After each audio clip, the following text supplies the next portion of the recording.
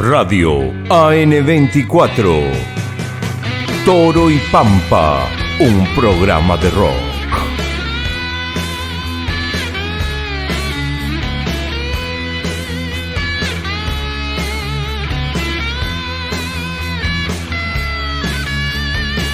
Con Toro y Pampa, armé la impronta, iluminando así.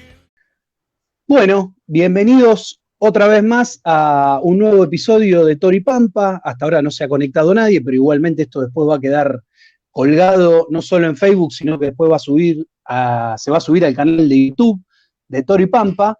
Y en esta ocasión tenemos nuevamente una gran invitada, pero que de eso se va a encargar mi querido compañero, el gran Juan Bautista Petrini. ¿Qué tal, Juancito? ¿Cómo te va? Buenas noches. ¿Cómo estás, Pablo? ¿Todo bien? Buenas noches. Bueno, gracias por el epíteto de gran Juan Bautista Petrini. Me queda un poco grande. Hoy tenemos una excelente invitada, Isia Recalde. Yo la verdad que hace rato que la vengo siguiendo en sus posteos de Facebook, uno tras otro excelentes. Me encantan las citas con Leonardo Castellani. Y bueno, sin abundar más en eso, Isia es licenciada en Letras, se recibió en la Universidad Nacional de La Plata, es docente en la Universidad Nacional Arturo Jaureche. En esa misma universidad es directora del programa de estudios de política y sociedad Scalabrini Ortiz, y también es docente de la Universidad Nacional de La Plata. Es también escritora del libro Santa Eva Perón, La luz de la esperanza, que por estos días ya lo estuviste presentando en una presentación con este mismo formato en Grupo Fabro, que es la editorial. ¿No es así, Ciar? ¿Cómo estás? Hola, ¿cómo estás? Juan Bautista, Pablo, bueno, muchas gracias por la invitación. No lo hemos presentado todavía, la primera vez que voy a hablar del libro va a ser con ustedes, porque salió hace muy poquito, porque con el tema este del encierro, bueno, las impresas estaban andando a media máquina, así que está pronto a salir en formato papel. Y lo que sí largamos fue la venta al público, porque largamos la editorial que está haciendo la venta online, digamos, a través de internet. La actividad de Fabro fue una actividad de mujeres. Fabro está haciendo un seminario sobre pensamiento nacional, y bueno, y convocó a diversas voces del campo nacional, y bueno, esa fue la actividad que sí hablé de Eva Perón, digamos, que es el libro. Así que Bueno, la presentación será con ustedes de bien. manera más formal. Bueno, pero no nos adelantemos y vayamos por parte. Bueno, ¿qué tal, Isia? ¿Cómo te va? Te saludo ahora al aire, ya hablamos fuera del aire, así que bueno, ahí te estamos viendo estabas tomando mate hace un ratito, yo no puedo tomar. Y mirá que mate. Ese lo conozco. Bueno, a ver, vamos a arrancar un poquito. Ahí Juan se adelantó, pero está muy bien porque él habló del nuevo libro que escribió Isia, que está próximo a salir y se está haciendo la preventa. Pero el año pasado, cuando estuvo ella, presentó este libro, que ya lo había presentado, pero bueno, en Toro y Pampa vino, me trajo el ejemplar, el cual no me lo firmó, me lo debe todavía, pero dice que no firma, yo no le creo, pero bueno, no importa. Entonces, en ese momento hablamos un poco de lo que era Eva Perón en general, ¿no? Una charla que si la buscan en YouTube es larguísima, dura como 3 horas y pico, ella se queja, dice que yo hablé demasiado, yo creo que no, pero bueno, a las pruebas nos remitiremos después.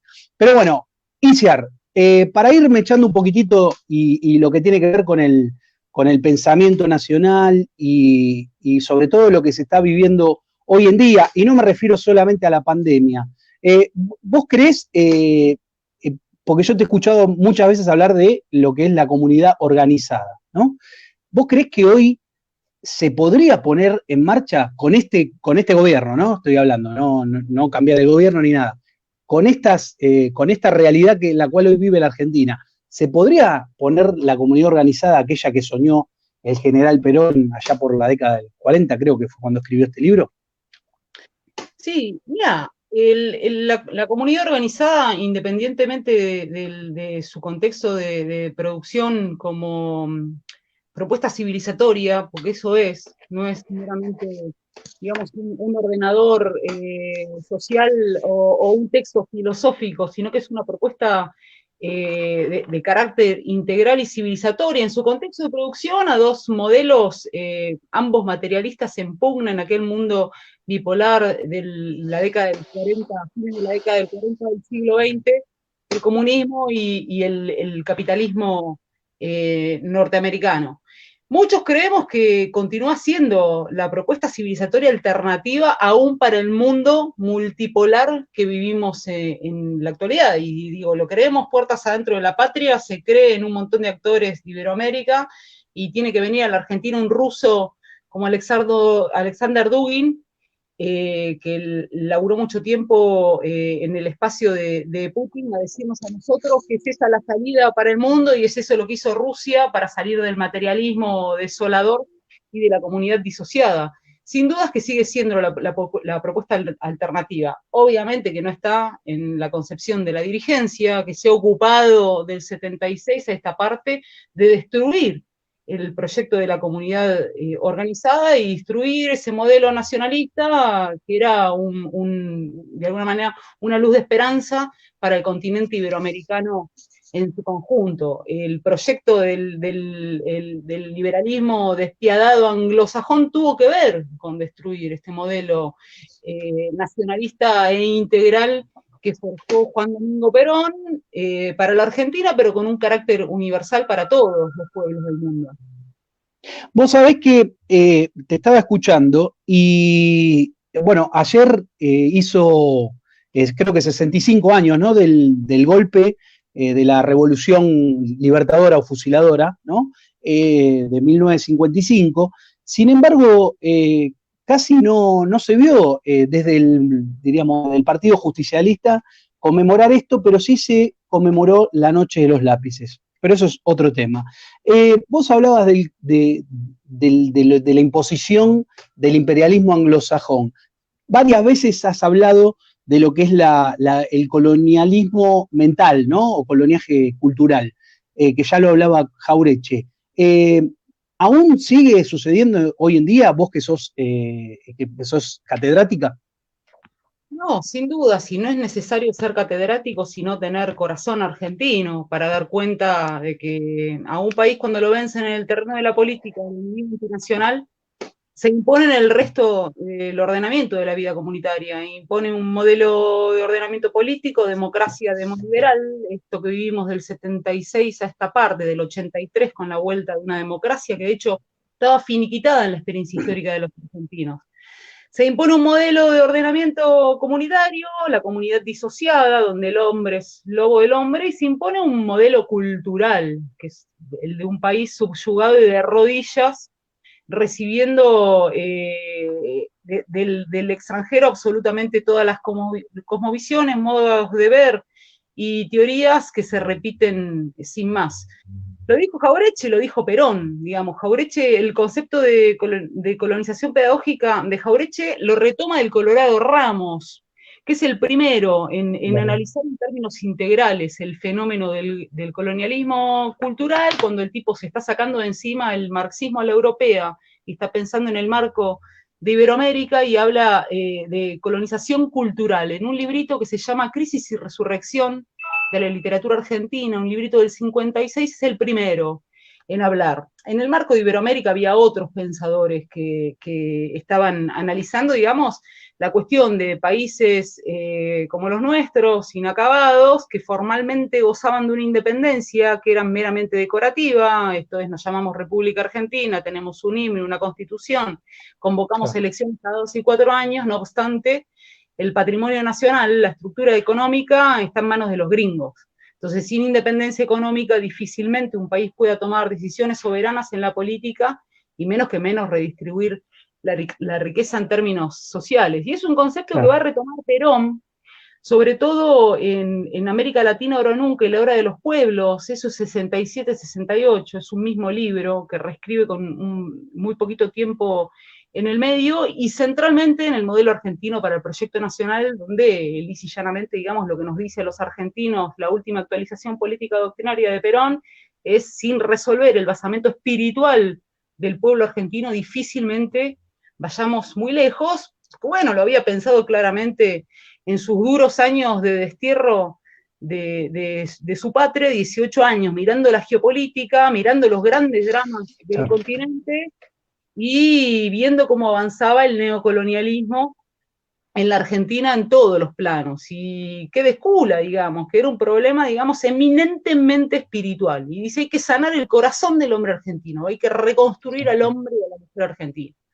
Bueno, convengamos, digamos, que con la recuperación de la democracia, después del golpe contra el último gobierno justicialista, que fue el de la compañera Isabel Perón, que lo charlaron el otro día con Dieguito Massieri, el pescado se pudrió por la cabeza y bueno, y se canalizó hacia toda la comunidad nacional, y ahí está en gran parte, digamos, de las consecuencias de lo que nos sucede hoy como comunidad disociada, atomizada y con una cultura colonial que vertebra las instituciones de la cultura, que vertebra los medios de comunicación, gran parte en manos foráneas, y que vertebra lamentablemente la concepción apátrida y cipaya te diría, de más del 80% de la dirigencia argentina, en nombre del justicialismo, porque ese es el despelote. Bueno, ahí está el tema, ¿viste? Pero por el otro lado, o sea, tenés una dirigencia que debería seguir diríamos, la doctrina del movimiento nacional justicialista, que no lo hace, claramente, aparte lo ha hecho Vox Populi, ¿no? El mismo presidente en un reportaje dijo que él no tenía en cuenta las 20 verdades peronistas, lo sumo una o dos, sino que se basaba más en la cultura de los Beatles, ¿no? Ahí ya nos está diciendo que está colonizado mentalmente por justamente lo que fue la New Age en la década del 60. Pero vos fíjate que también del otro lado, ¿no? De la parte opositora, tenemos aquellos que salen, ¿no? A la calle, que los vemos, diríamos que parecen patriotas, pero no lo son, ¿no? Diciendo que van a defender la República, olvidándose de la nación, ¿no? Que me parece que lo fundamental es la patria y la nación, no la república. La república es un sistema de gobierno. Ellos quieren defender el sistema de gobierno. Y creo que lo más complicado o lo más corrupto hoy día es el sistema de gobierno, ¿no? Vos hablaste de la avenida de la democracia del 83 para acá y en varias ocasiones has dicho la partidocracia. Ese es lo que estamos viviendo, ¿no? Una partidocracia donde lo único que importa es el poder por el poder mismo, olvidándose de las necesidades del pueblo, ¿no? Y obedeciendo a intereses internacionales. Pero bueno, acá tenemos, por eso tenemos una dirigencia que es la que está a cargo, que debería estar, digamos, llevando adelante la doctrina nacional justicialista, y no lo hace, y tenemos una oposición que en definitiva termina siendo lo mismo, o sea, terminan siendo más de lo mismo. Nosotros del nacionalismo argentino decimos eso. No sé si vos estás en concordancia, de que en realidad, bueno, lo dijiste, sí, el 90% de la clase política está totalmente colonizada y cooptada, ¿no? Sí, claro que estoy de acuerdo, y me interesa señalar, Pablo, y esto, bueno, no es novedad, lo hemos charlado, que es un fenómeno coyuntural, porque me parece que lo que se ha perdido también en términos del análisis político es la mirada estratégica, que eso nos legó además el general Juan Domingo Perón. Digo, es fruto de una derrota política y de una guerra contra la nacionalidad. Yo insisto siempre en el concepto de guerra, de que la Argentina está en guerra, y que bueno, que a una patria no se la suprime meramente por medios materiales, sino que hay que entrarle de lleno en el alma nacional. Entonces empezó a sangre y fuego en el 76 y se continuó con el advenimiento, digamos, de un modelo de democracia demoliberal, con la participación de esa partidocracia cerrando la continuidad del modelo económico con la última junta militar, porque digo, la apertura democrática en toda la región fue a costa, digamos, de mantener los modelos económicos de saqueo y hambre, digamos, en la Argentina, el esquema de Martínez de Oz, con el que se gobierna hasta la actualidad. Entonces me parece que es un fenómeno cuyas consecuencias hoy son tan trágicas, y uno las puede medir en términos pragmáticos, diciendo que el 60% de los nenes en Argentina no morfa, esa es la tragedia nacional, porque nosotros discutimos la extranjerización económica, el colonialismo cultural y centralmente el hambre en el país rico en producción de alimentos y recursos naturales. Entonces es un fenómeno que arranca en el 83 y que sigue hasta la actualidad, de alguna manera, a través de un movimiento de pinzas y de una carrera de postas entre liberales y progresistas que se reparten el botín de guerra, porque la Argentina para ellos, digamos, es un botín de guerra, tienen la concepción cipaya de la Argentina es un shopping, vengan con plata y llévense lo que quieran. Entonces me parece que se ha llegado a un punto de una tragedia y de un nivel de decadencia muy profundo el que vivimos en la actualidad. Y que bueno, que después se quiere dibujar con lo de la pandemia. ¿Qué pandemia, digamos? Todo bien con la cuestión del coronavirus. Ahora los argentinos deberíamos estar discutiendo con corazón patriótico y con mirada estratégica las grandes pandemias nacionales, el hambre, el saqueo de lo nuestro, digamos, de todas las cuestiones pendientes que no las inauguró Macri, no son de Cristina, no son de la actual dirigencia, sino que llevan la complicidad de estos actores por décadas en el país. Y además decir otra cosa, que la dirigencia no nace de un hongo, sino que es expresión de la Argentina, digamos, expresión de alguna manera del país en su conjunto, que requiere un laburo mancomunado entre generaciones de restauración patriótica.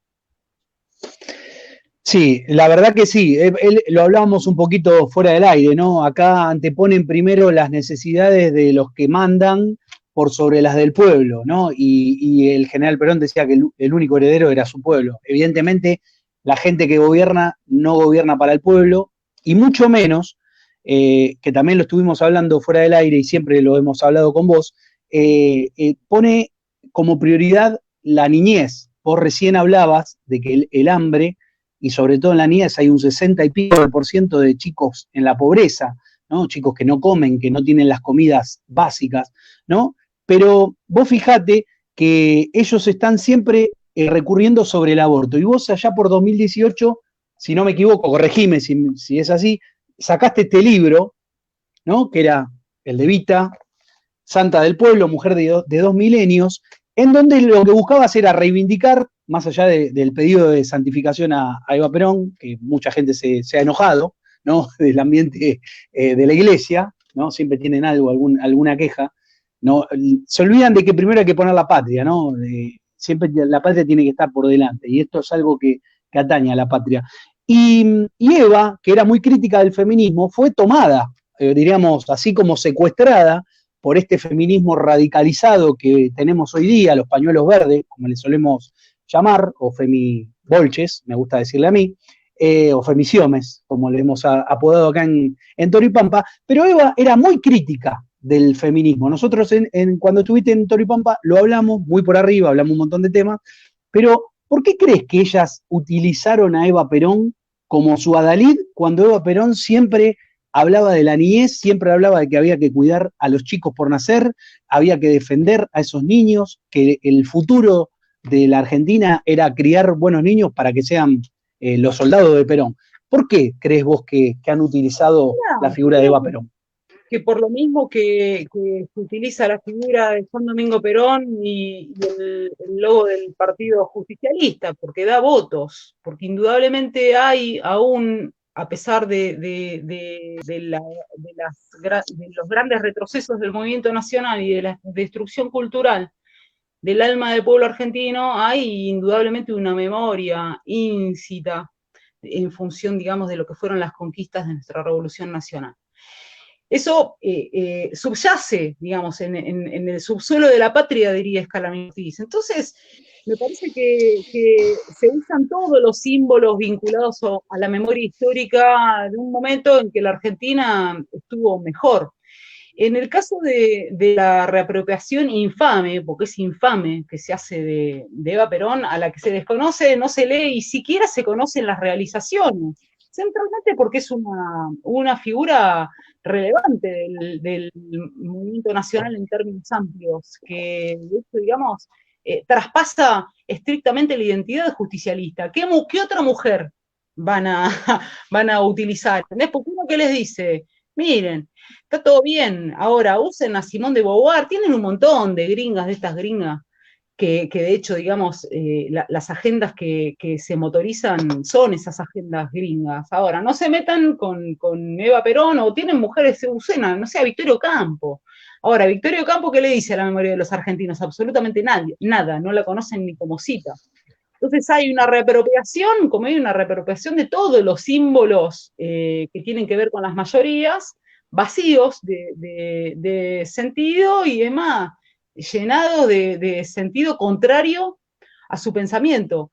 Porque Eva Perón no solo reivindicaba los dos extremos de lo que quedan para el pensamiento liberal que piensa en función del capital o del dinero, digamos, a los nenes y a los viejos, a los que no producían como los únicos privilegiados, sino que combatió al feminismo no tan radical como en la actualidad, sino Claro. muy parecidos al feminismo de su época, que era un feminismo vinculado a sectores de la oligarquía y a sectores medios ilustrados, centralmente a mujeres universitarias, muy parecido a lo que sucede en la actualidad, cuya única razón de existencia tenía que ver con ocupar los cargos de los varones.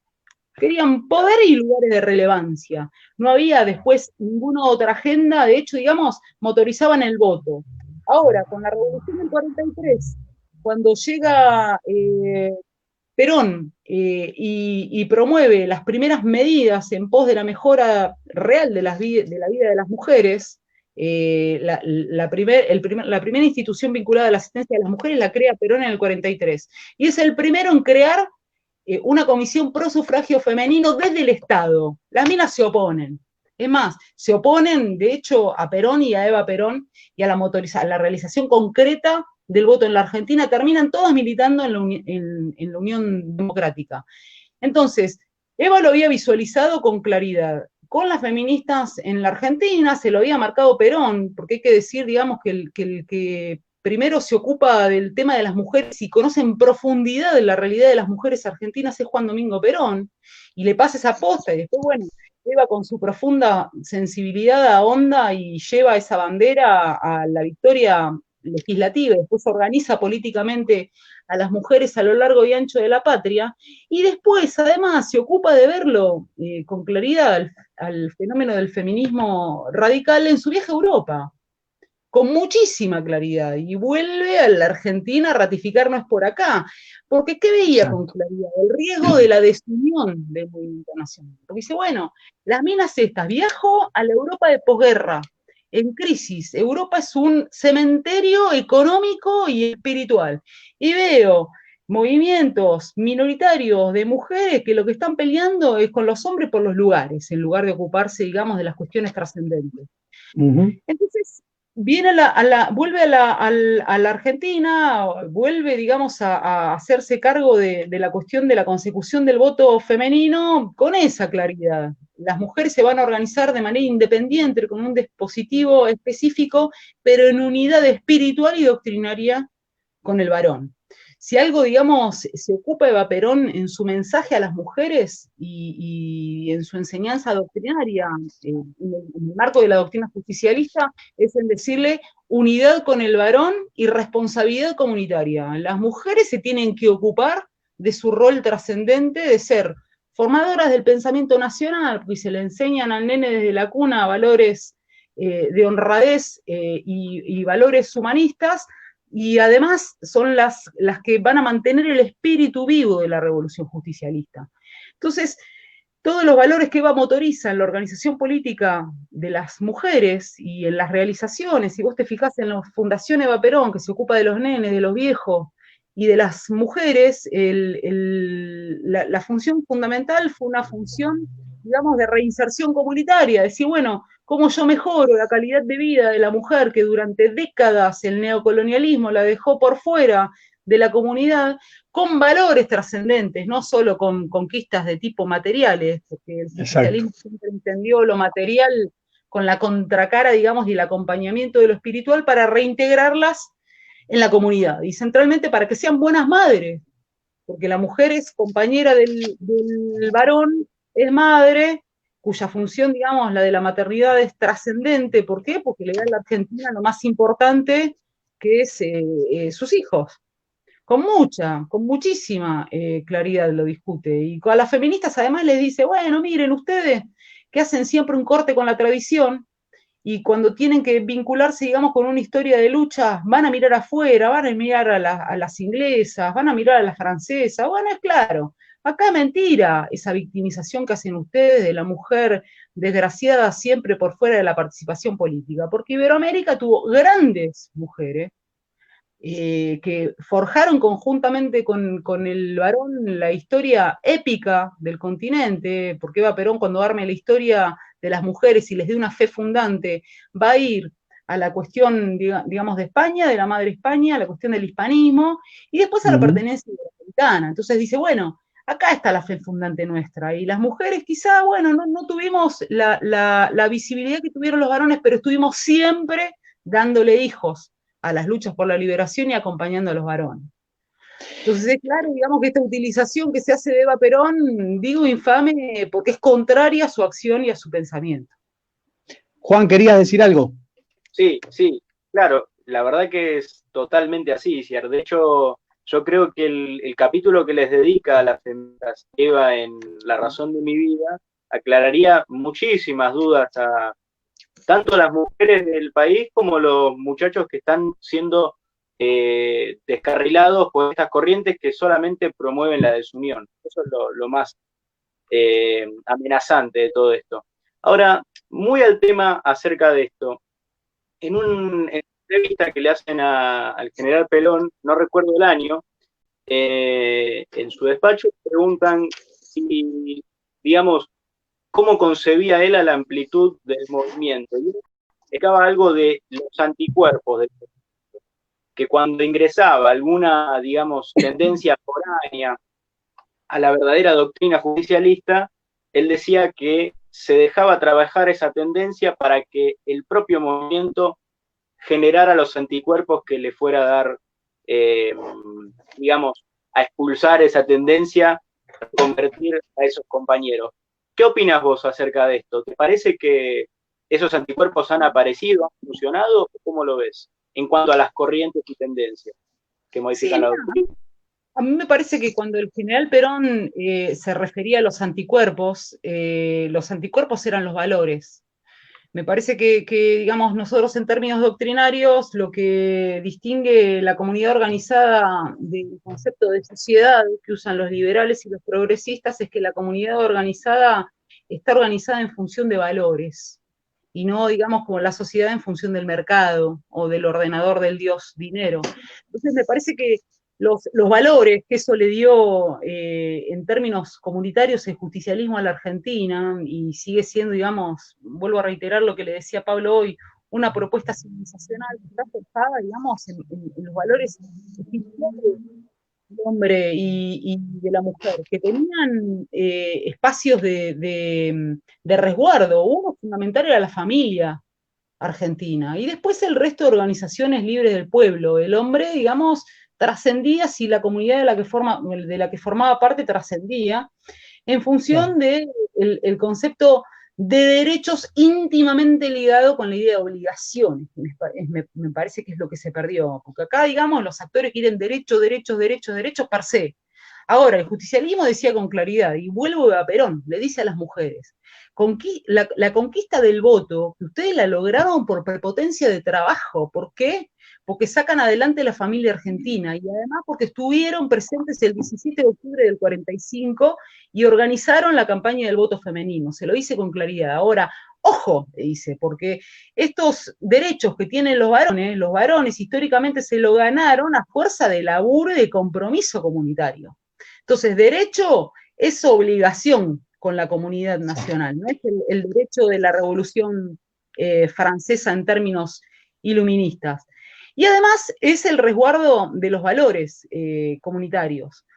Yo creo que la Argentina está viviendo un proceso de decadencia acentuado. No obstante, digamos, y acá está la cuota de esperanza, el movimiento nacional nunca muere. Los valores nunca mueren del todo, sino que se organizan por abajo al momento de poder salir a la superficie cuando llegue un criollo a tierra a mandar, había dicho el fierro de José Hernández. Y eso se vio con claridad, por ejemplo, con el tema del aborto. Digo, cuando se discute el derecho fundamental sobre el que se sostienen el resto de los derechos, digamos, se impulsa desde espacios minoritarios, en sectores medios y medios acomodados, ilustrados de la Argentina, el pueblo de a pie humilde dice, no, esto no puedo morfar. A mis pibes les da salud de mierda, escuela de mierda, y además tengo que matar los nenes en la panza de la mamá, digamos, delirante. Entonces, indudablemente, independientemente de la destrucción del patrimonio de los argentinos, de la comunidad, del avance de la contracultura, de la división y de la destrucción, digamos, del sustrato humanista y cristiano del pueblo argentino, hay valores que todavía perviven, y perviven centralmente en los sectores más desprotegidos que siguen luchando por llevar adelante la familia, por llegar a fin de mes, por tener una vivienda, digamos, por la cultura de lo que fue siempre la cultura del esfuerzo y del trabajo, que eso nos legó el peronismo también, la cultura del esfuerzo y del trabajo, que nada se hacía sin esfuerzo, sin trabajo y sin compromiso comunitario. Sí, acá escuchándote a vos es como que todos piden derechos, pero ninguno quiere tener obligaciones, ¿no? Y eso lleva a las claras a la decadencia en la cual estamos hoy sumergidos, ¿no? Cuando estábamos fuera del aire también lo hablamos de que lo que necesita la Argentina es generar trabajo real, generar una industrialización importante, desarrollo tecnológico, y sin embargo eso no lo hicieron ni los anteriores, no lo hicieron estos, no lo hicieron los otros, no lo hizo Menem. Al contrario, fue una destrucción sistemática desde el 24 de marzo al del 76 a la fecha de la ruptura de la industria nacional para transformarnos en un modelo meramente agroexportador, como lo quería el liberalismo, los liberales de antaño. Pero vos, volviendo al tema de las feministas, yo lo que noto es que son feministas selectivamente, ¿no? Porque, por ejemplo, a vos te han atacado en varias ocasiones, justamente por estar en contra de lo que es el genocidio estatal, ¿no? Porque si el Estado financia el aborto o lo pone gratuitamente, es un genocidio estatal. Ellas que son, digamos, las adalides de lo que fue la guerra de la subversión en la década del 70, ¿no? O sea, un genocidio está bien, el otro genocidio está mal. O sea, siempre son selectivas. Y también son selectivas porque se han olvidado de la señora, y voy a mostrar el libro, ahí si se ve, María Estela Martínez de Perón. Yo nunca escuché a ninguna feminista reivindicar a la primer presidente que tuvo la Argentina y la región, ¿no? Hispanoamericana. ¿Qué te llevó, qué te movilizó a escribir el prólogo del libro del gran Dieguito Massieri, que es amigo, además? Que, como dije en el vivo, me conmovió hasta las lágrimas, porque la verdad que fue que te mandé el mensaje y te dije, permítame decirle camarada y no compañera. Estamos en guerra. Mira, estamos en guerra. Mira, uno escucha decir muchas sandeces desde el espacio de la contracultura y del feminismo. Y la sandez más grande es el heteropatriarcado, esa cosa que uno no sabe dónde está y dónde señalarla. Y decir que la Argentina es un país machista, digamos, o un país ingrato para las mujeres. El suelo, digamos, que parió a Eva Perón, digamos, a la mujer más trascendente, te diría, de la historia occidental en su conjunto. Ahora cuando se publique el libro, en este libro logramos recopilar testimonios vinculados a Eva Perón del mundo en su conjunto. El rol que tuvo Eva y digamos, y el mensaje de paz, esperanza y el mensaje a las mujeres que tuvo Eva Perón tuvo un impacto en el mundo que muchas veces hasta se desconoce en la Argentina, porque salvo usarla, digamos, en función del nombre, porque garpa electoralmente, no existe en términos doctrinarios para nada. Esto es que parió el dispositivo de organización política de las mujeres más relevante de Hispanoamérica y del mundo en su conjunto, y que parió la primera presidente mujer en el país. Entonces uno dice, bueno, se desconoce radicalmente la historia de mujeres, reitero, que nos estudian en el extranjero. Yo tengo todos los años estudiando gringo en la universidad. Y sobre todo las estudiantes norteamericanas conocen a la primera presidente mujer que la parió la Argentina, y los nuestros la niegan. Y es más, la niega a Cristina Fernández de Kirchner al ella misma asumirse como primera presidente mujer del país. Sí. Digamos, en un mundo de infamias que tienen que ver centralmente con infamar a Juan Domingo Perón. Diego lo dice con claridad, el ataque a Isabel o las infamias sobre Eva Perón son de alguna manera infamias sobre nuestro proceso de revolución nacional, sobre la única revolución nacional que se dio en la Argentina en sus siglos de existencia. Y con respecto al libro de Diego, bueno, Diego, además de ser un enorme intelectual del movimiento nacional, yo creo que de los tipos más lúcidos que tenemos en la Argentina actual, de los tipos del pensamiento más lúcidos que tenemos en la Argentina actual, es un tipo profundamente humilde, porque, bueno, nosotros no nos conocíamos personalmente en profundidad. Él lo contó, me parece, cuando lo entrevistaron acá, nos habíamos cruzado en Luján, en la marcha a favor de la vida, habíamos charlado un ratito y ahí me dijo, mira, estoy terminando. Y bueno, para mí fue un profundo honor, el libro es excepcional, si bien había otros trabajos previos en torno a Isabel Perón, me parece que es el laburo de reivindicación de la figura de Isabel, que es la reivindicación de la verdad de la Argentina, en realidad, más integral y acabado. Y realmente muchos tenemos la esperanza puesta en que indudablemente va a seguir movilizando conciencias en función de la restauración de la Argentina y además de las deudas con Isabel, que bueno, que está viva, porque muchas veces nosotros hablamos de las deudas con los muertos que perviven en nuestro corazón, en el sustrato de la conciencia nacional de los argentinos, pero que bueno, que no tienen posibilidad de ser reivindicados en vida. Bueno, Isabel está viva y por supuesto que este feminismo colonial, olvídate, que es más, sigue sosteniendo las cuestiones del fascismo. Bueno, le dan una vuelta de tuerca, unas pavadas enormes, dicen burradas, una y otra vez. Y que me parece que va a venir la reivindicación de la señora de los espacios que históricamente han reivindicado los valores nacionales, no quepa la menor duda. De hecho, digamos, tuvo que aparecer el libro de Diego como para, por ejemplo, mujeres de la militancia peronista le escriban una carta a la señora y dicen, bueno, señora, la llevamos en el corazón, nunca lo olvidamos. Y uno dice, bueno, tuvieron 40 años para mandar la carta, independientemente de eso, bueno, bienvenido el gesto. Y es un libro que le hace bien a la Argentina. Mejor tarde que nunca, ¿no? No, sin dudas. La Argentina necesita una restauración de sus valores y de la verdad. Nosotros sin contar con medios, sin contar con plata para editar, bueno, con todos los despelotes que tenemos, los de a pie del movimiento nacional, pero que bueno, con esfuerzo y generosidad se van logrando grandes cosas y bueno, la patria de Dieguito es una de esas enormes grandes cosas. Sí, vos hablabas recién, él lo dijo, que se encontraron por primera vez, digamos, personalmente, en el encuentro de Luján del 8 de marzo, donde un montón de gente acudió y nosotros estuvimos ahí. Y bueno, yo fui testigo porque te vi a vos y lo vi a él.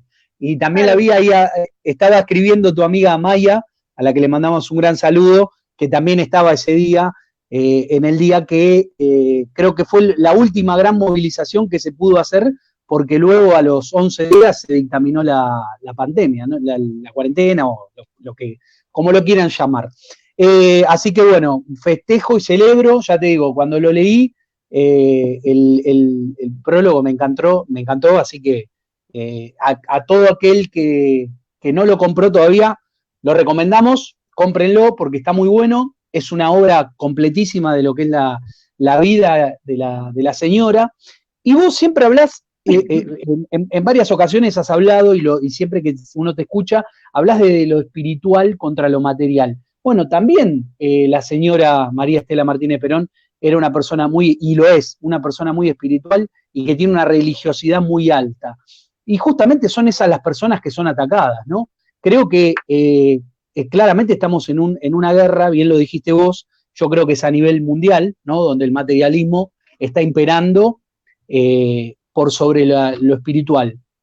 Tenemos la convicción de que hay que librar la batalla, ¿no? Un buen cristiano siempre libra los combates y creo que la podemos llegar a ganar. Hay que, desde acá convocamos siempre a todos a que nos unamos y que pongamos por delante siempre el interés común, ¿no? En nuestro caso, la patria, y bueno, y en el mundo hay que poner el espíritu por sobre la materia. Iciar, vamos a hablar ahora sí de lleno en lo que es tu libro. Venías dando ahí como unos pequeños atisbos. Vos habías escrito una parte habías escrito junto a Fabián D'Antonio, Ricardo el Orsá y Pablo Scolari, pero acá en ¿escribís vos sola o también estás acompañada? Contanos un poquito del libro que está próximo a salir. Bien, el librito que vos mostraste en tu programa fue un libro de alguna manera escrito rápidamente y uno podría decir para intervenir en la urgencia de la coyuntura, que era poner en el centro del debate la verdad de Eva Perón, de la profunda religiosidad de Eva Perón, el carácter de la obra y de una mujer, digamos, que estaba enmarcada en la doctrina justicialista, que es una doctrina humanista y cristiana, digamos, que ese es su basamento.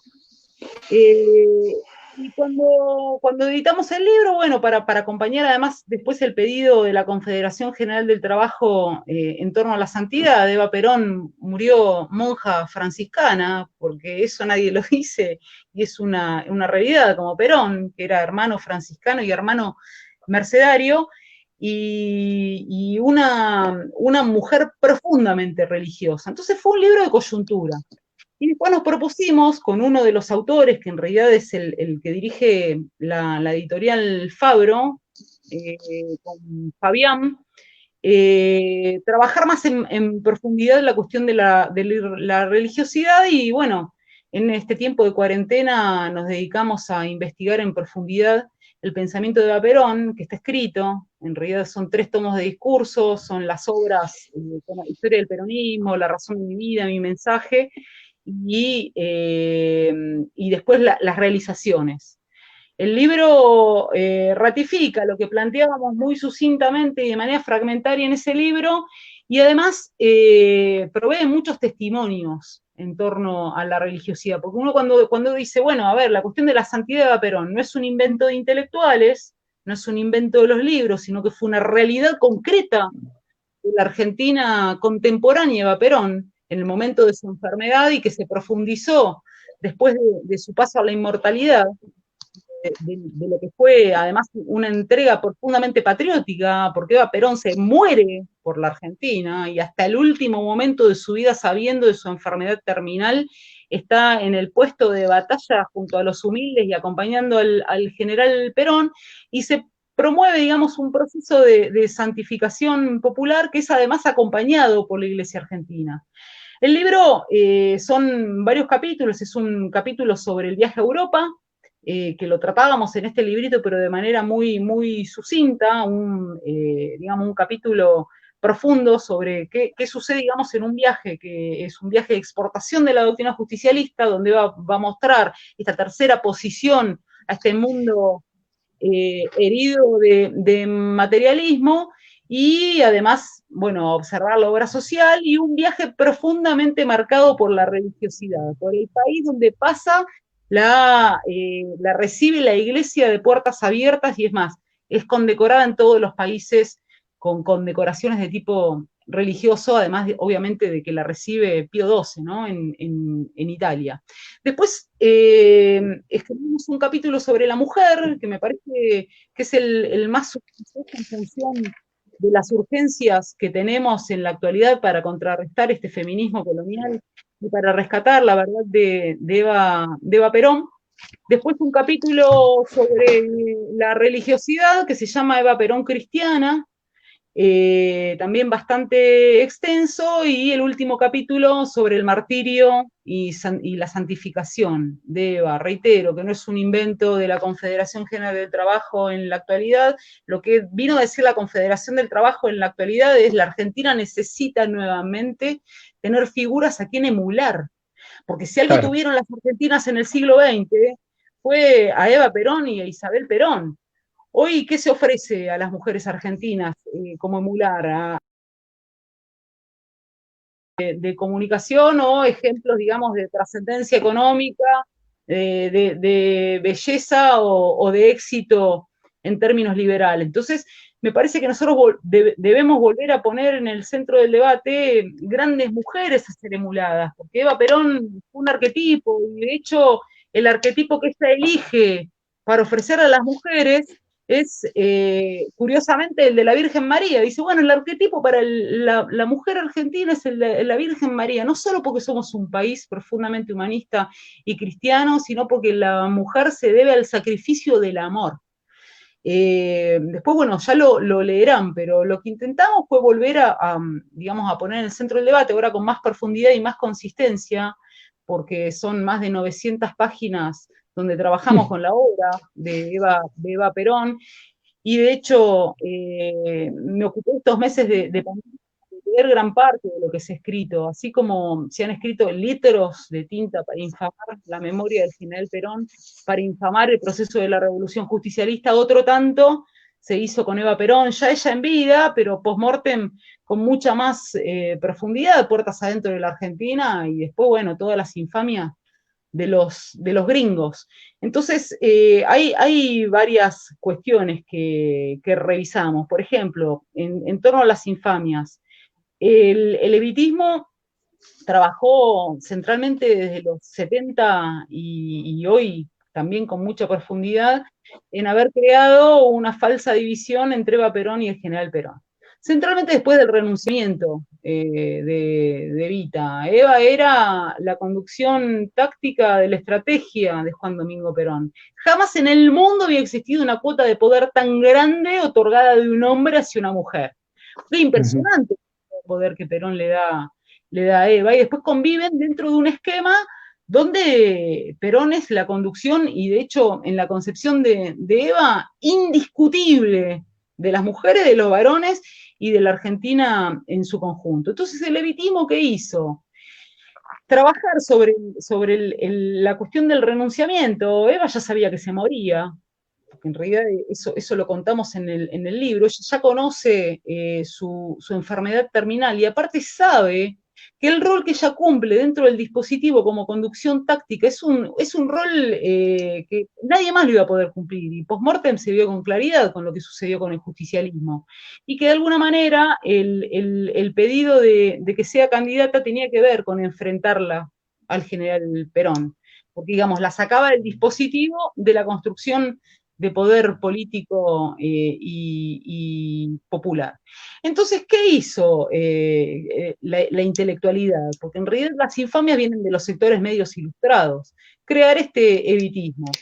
Uno de los que ha trabajado más profundamente en esa infamia fue Tomás Eloy Martínez, en la novela Santa Evita.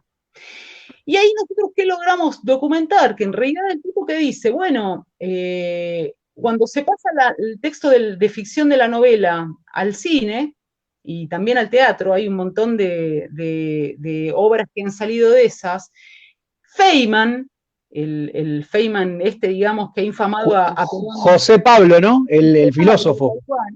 Que era el que tenía que escribir el guión, construye sobre una ficción, digamos, un viso de realidad que nunca existió. Y Tomás Eloy Martínez le dice, che, mirá que yo te dije que esto es ficción. Tiene un subtítulo que dice novela, lo que implica, digamos, que no está trabajando con la realidad. Y vos lo tratás como si fuese un documento histórico donde Perón a Eva la maltrata, la desestima, le dice, bueno. Entonces, en realidad trabajamos con la crítica a la historiografía, sobre todo por izquierda, porque la historiografía por izquierda es la que ganó la batalla cultural en la Argentina a partir del 83, la visión montonera, que es la que reivindica esa Eva revolucionaria tira tiros que no existió en la historia real, digamos. La foto con el pelo al aire, ¿no? Claro, Ellos no les gusta la foto con el pelo recogido, les gusta claro, con que el es pelo una al foto, aire, ¿no? la foto del pelo al aire, es una foto que es bellísima. Ahora convengamos que Sí, la Eva que se utiliza, la Eva más revulsiva, que en general es la que se utiliza para citar por izquierda, es la Eva de mi mensaje y de algunos discursos. Eso yo lo trabajo en uno de los capítulos, porque en realidad, ¿qué sucede? Cuando Eva sabe que se muere, y ya había acontecido cuando ella está internada en la primera operación, en el año 51, el golpe de Menéndez. Cuando ella sale de la operación y se entera que, bueno, que el movimiento obrero organizado junto a sectores de las Fuerzas Armadas habían frenado la acción oligárquica financiada por el extranjero, sale con los tapones de punta. Sale con los tapones de punta hacia el frente interno, defender a Perón, y sale con los tapones de punta a foguear al enemigo antinacional. Porque una mina que uno cuando ve en términos discursivos, como era muy cristiana y muy humanista, en sus discursos va a llamar siempre a la unidad y a la paz social. Ahora, la Eva Perón de mi mensaje, Eva escribe mi mensaje en el lecho muriéndose, se está muriendo. Y en la desesperación, digamos, porque tenía la desesperación sabiendo que se estaba tramando un nuevo golpe de Estado, ahí se pone, digamos, aparecen los mensajes más virulentos en contra de la jerarquía eclesiástica, nunca en contra de la iglesia, digamos, porque era una mujer de la iglesia, en exacto. contra centralmente de la Marina, financiada por el imperialismo británico, nunca en contra de las Fuerzas Armadas, que habían sido uno de los motores de la Revolución Nacional y la institución fundante de la nacionalidad de donde había salido Perón. Entonces me parece que tramposamente, digamos, se arma una Evita anti-milicos, una Eva anti-iglesia, y bueno, y eso no existió. Claro. Como se arma un justicialismo disgustado con la iglesia. Yo le dedico también un capítulo a la cuestión del vínculo entre el justicialismo y el cristianismo, porque hay que decir que el justicialismo tuvo una excelente relación con la iglesia argentina hasta mediados del 54, donde el problema no es un problema religioso, sino político, con determinados actores de la jerarquía que a Perón le arman la democracia cristiana.